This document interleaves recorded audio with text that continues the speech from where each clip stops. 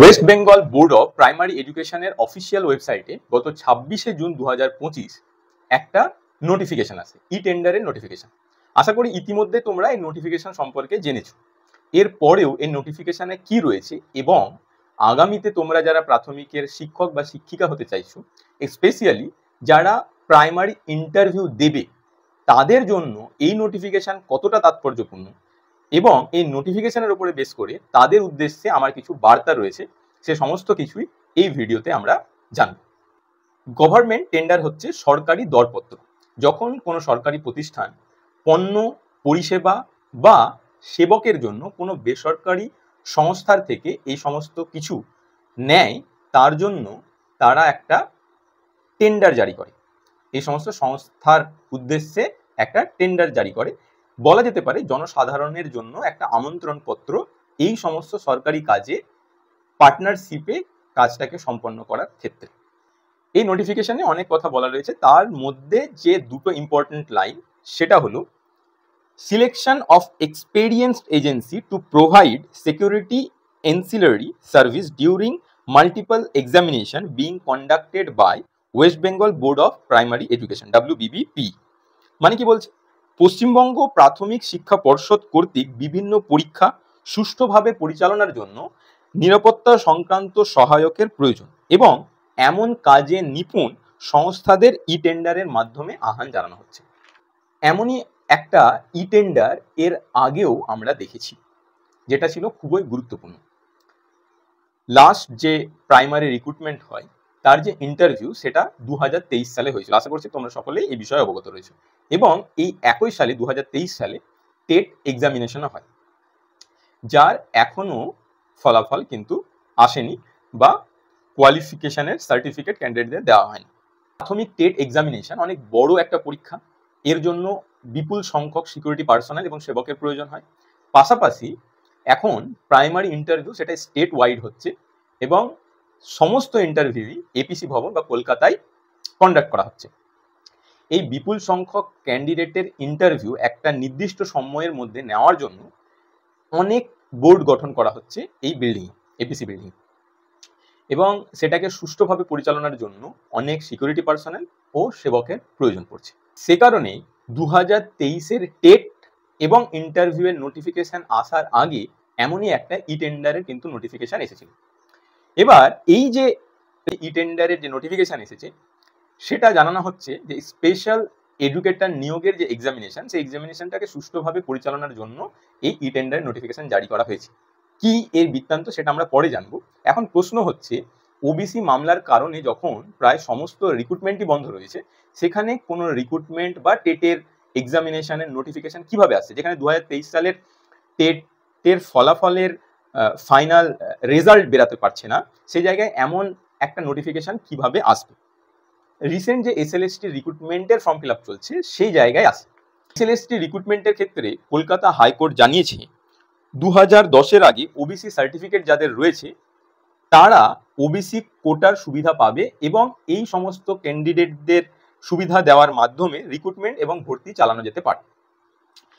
আবারও এই ওবিসি মামলা নিয়ে রিসেন্টলি কলকাতা হাইকোর্টের একটা ইন্টারিম অর্ডার এসেছে, যেখানে সদ্য প্রকাশিত রাজ্য সরকারের যে ওবিসি লিস্ট সেটাকে বাতিল করা হয়েছে এবং রাজ্য সরকার জানিয়েছে তারা পুনরায় হাইকোর্টের নির্দেশ মেনে আবারও নতুন করে ওবিসি যে লিস্ট সেটা পাবলিশ করবে। এখন হচ্ছে এই যে SLST ফর্ম ফিল আপ চলছে, সেই SLST ফর্ম ফিল আপের জন্য স্টাফ সিলেকশন কমিশন রিসেন্টলি একটা নোটিশ জারি করেছে। সেই নোটিশটাও কিন্তু আমাদের আজকের যে বিচার্য বিষয় তার জন্য গুরুত্বপূর্ণ। সার্ভিস কমিশনের এই নোটিফিকেশনে বলা হয়েছে এখন ওবিসি ক্যাটেগরি এই অপশনটা থাকছে না এবং যারা ইতিমধ্যে এই ওবিসি ক্যাটেগরি চুজ করেছে, ভবিষ্যতে ওবিসি রিভাইজ লিস্ট অনুমোদন পেলে ক্যান্ডিডেট তাদের ক্যাটেগরি এডিট করার সুযোগ পাবেন। এই থেকে একটা অনুমান করা যায় যে এই ওবিসি সমস্যার কিন্তু একটা দ্রুত নিষ্পত্তি হতে চলেছে। কেউ কেউ এই ই টেন্ডারের নোটিফিকেশন জারির থেকে একটা অনুমান করছেন যে 2026-এর ইলেকশনের আগে সরকার যদি কোনো ফ্রেশ রিক্রুটমেন্ট করতে পারে, সেটা হচ্ছে এই প্রাইমারি রিক্রুটমেন্ট। তার কারণ প্রাইমারি রিক্রুটমেন্ট ছাড়া অন্যান্য গভর্নমেন্ট রিক্রুটমেন্টের ক্ষেত্রে আমরা যদি দেখি তাহলে প্রসেসটা দীর্ঘ। ওবিসি মামলা মেটার পর সেই সমস্ত প্রসেস কমপ্লিট করে রিক্রুটমেন্ট করাটা সময়ের মধ্যে খুব চাপের হবে, এবং এই কথাটা আমিও এর আগে বেশ কয়েকবার বলেছিলাম। তো সে জায়গায় সরকার এই প্রাইমারি রিক্রুটমেন্টটা কিন্তু করতে পারে, যেহেতু ইন্টারভিউ, সে প্রসেসটাকে যদি তারা সময়ের মধ্যে কমপ্লিট করে নিতে পারে তাহলে কিন্তু তারা ভোটের আগে একটা রিক্রুটমেন্ট করতে পারবে।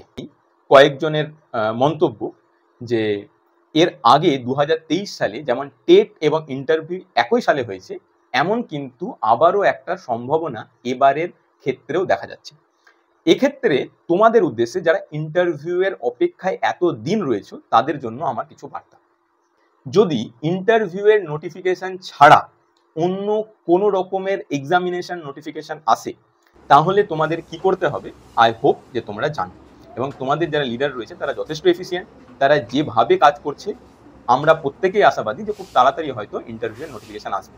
এবার তারপরেও কয়েকটা কথা বলা, যে তোমরা তোমাদের যারা সিনিয়র তাদের থেকে কিন্তু তোমরা দেখেছো এই 2023 সালে তারা নোটিফিকেশন আনার জন্য এবং তাদের সিট সংখ্যা বাড়ানোর জন্য কিভাবে কাজ করেছে, সেটা তোমাদের জন্য একটা গাইডেন্স। এবং আমার মনে হয় যে এই মুহূর্তে তোমাদের এই বিষয়টা নিয়ে যত ইন্টারভিউ ক্যান্ডিডেট রয়েছে তাদেরকে সজাগ করা, আর এমন কোনো সম্ভাবনা আসলে তার জন্য আগে থেকে কর্ম পরিকল্পনা তৈরি রাখা। ভোটের আগে একটা শেষ কামড় মারতে হবে এই ক্ল্যারিটিটা, যেন এই যে বিপুল সংখ্যক তোমাদের ইন্টারভিউ ক্যান্ডিডেট রয়েছে তাদের মধ্যে ক্লিয়ার হয়ে যায়। এবার আসি তোমাদের মধ্যে যারা আগামীতে প্রাইমারি ইন্টারভিউ দেবে কিন্তু পড়াশোনা থেকে অনেক দূরে সরে এসেছো তাদের জন্য কিছু কথা। যারা কোনো না কোনো এক্সামিনেশনের জন্য নিজেদেরকে ট্র্যাকে রেখেছো, পড়াশোনার মধ্যে রেখেছো, তাদের ক্ষেত্রে অসুবিধা হবে না, কিন্তু আমি জানি তোমাদের মধ্যে অনেকেই আছো যারা পড়াশোনার মধ্যে নেই, তাদের জন্য কিন্তু এই যে কিছু কথা সেটা খুবই গুরুত্বপূর্ণ। আই হোপ যে তোমাদের প্রত্যেকেই খরগোশ এবং কচ্ছপের সেই রেসের গল্পের সঙ্গে পরিচিত। তাই যদি ভাবো খরগোশের মতো দুদিনে নিজেকে তৈরি করে ইন্টারভিউ খুব সুন্দরভাবে উতরে যাবে এবং ইন্টারভিউ খুব ভালো স্কোর করতে পারবে, তাহলে কিন্তু তোমার ভুল হচ্ছে। আসলে এই যে লং রিক্রুটমেন্ট প্রসেস, সেখানে কিন্তু কচ্ছপের মতন নিজেকে রেসের মধ্যে দৌড়ানোর মধ্যে রাখতে হয়, তবেই তুমি শেষ হাসি কিন্তু হাসবে। আর ইন্টারভিউ মার্কস বিশাল বড় রোল প্লে করে প্যানেলে তোমার নিজের জায়গাটাকে সুনিশ্চিত করতে। আর এই লক্ষ্যেই আমি প্রাইমারি ইন্টারভিউয়ের কমপ্লিট প্রস্তুতির জন্য একটা কোর্স নিয়ে এসেছি 475 টাকায়। আই হোপ তোমাদের মধ্যে অনেকেই এটা জানো, এবং তোমাদের মধ্যে বেশ কিছুজন ইতিমধ্যে এই কোর্সটা নিয়েছে, এবং এই কোর্সটা নেওয়ার পর তাদের যে প্রতিক্রিয়া আমি এখানে রাখছি, তারা প্রত্যেকেই এই কোর্সটা নেওয়ার পর উপলব্ধি করেছে যে এটা কিন্তু তাদের জন্য বিশালই হেল্পফুল, এবং তারা অনেকে রিকোয়েস্টও করেছে যে তারা যাতে করে এই কোর্সটার মধ্যে ইন্টারভিউয়ের আগে পর্যন্ত থাকতে পারে। কি আছে এটাতে?